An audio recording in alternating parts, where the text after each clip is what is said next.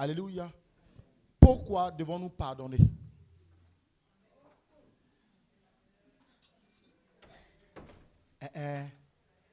Amen, amen. Dis à ton voisin, pourquoi devons-nous pardonner? Pourquoi pardonner? Pourquoi pardonner? Amen. Je sais que pour beaucoup de personnes, pratiquer le pardon est très, très difficile. C'est quelque chose d'extrêmement lourd. C'est très compliqué. C'est extrêmement difficile dans la démarche parce que c'est un principe et c'est du moins un processus. Et dans ce processus-là, des fois, nous savons que nous devions pardonner, mais pour mettre en application le processus du pardon, il nous est difficile de nous lever et le faire. Alléluia. Gloire à Jésus. C'est pour cela que je pose la question en ce thème, pourquoi devons-nous pardonner? Alléluia. Pourquoi devons-nous pardonner? Il faut comprendre que le mot pardonner, en lui-même, quand on le voit, il n'a pas vraiment de sens, ou on peut même dire qu'il est insignifiant, mais il est très, très profond. Très profond pour l'âme, très profond pour l'esprit, très profond pour le corps. Encore mieux, très profond pour Dieu. Alléluia. Il faut comprendre que nous devions pardonner parce que Dieu nous le demande. Premier point. Nous devions pardonner parce que Dieu nous le demande. Mais pourquoi? C'est à nous qui le demande. Nous. Nous qui? Église. Amen, amen. Parce que le même pardon est aussi appliqué dans le monde. Maintenant, la question est de savoir, y a-t-il un pardon du monde et un pardon pour l'Église? Oui, il y a deux types de pardon. Amen, amen. Donc nous sommes dans un processus et nous nous inscrivons dans un principe qui est important pour Dieu. Sans ce pardon, il n'y a pas de grâce. Alléluia. Gloire à Jésus. C'est un acte de soumission. Quand ça devient un acte de soumission, cet acte-là devient une obligation. Aucune personne se disant chrétien ne doit se passer de ce pardon-là. Impossible. Nous devions absolument passer par là. Alléluia. On va aller dans les Écritures et nous allons comprendre. Nous allons prendre dans un premier temps Colossiens 3, verset 13. On va comprendre une parole et cette parole va nous édifier. Colossiens 3, 13. Colossiens oui. 3, à partir du verset 13. Lis avec vie. La parole. Ouais. Supportez-vous les uns les autres. Si l'un a sujet de se plaindre de l'autre, pardonnez-vous réciproquement. De même que Christ vous a pardonné, pardonnez-vous aussi. Reste en au verset 13, je ne suis pas encore arrivé là-bas.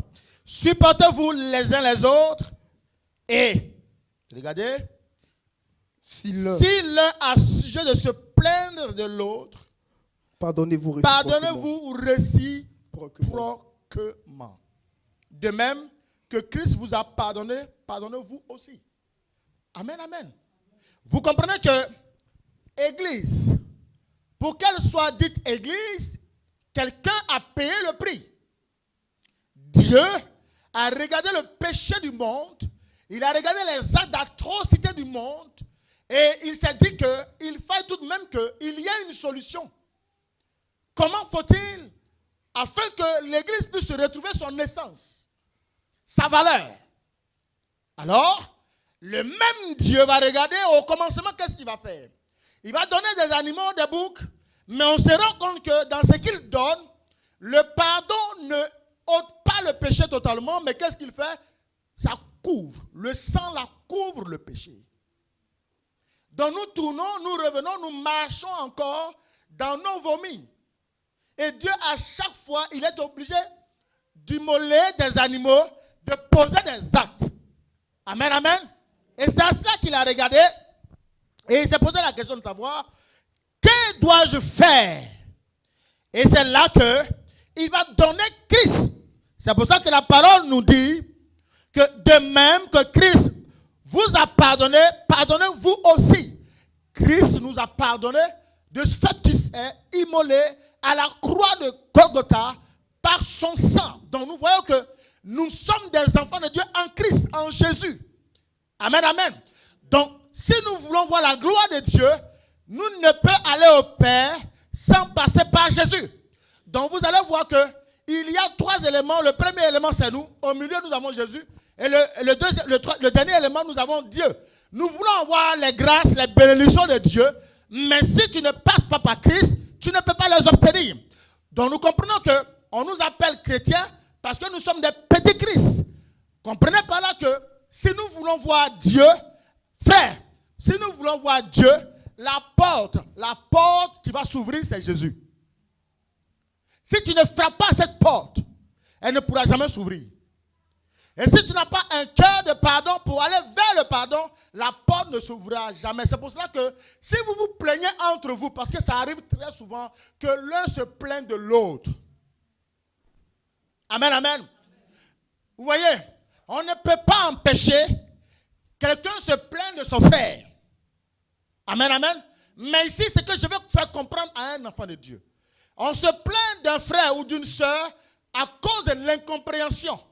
Mais du fait que vous êtes en Christ, cohérité avec Jésus, pour les grâces de Dieu, vous n'avez donc pas le choix de vous parler mutuellement afin que vous vous soumettez à une communication de pardon.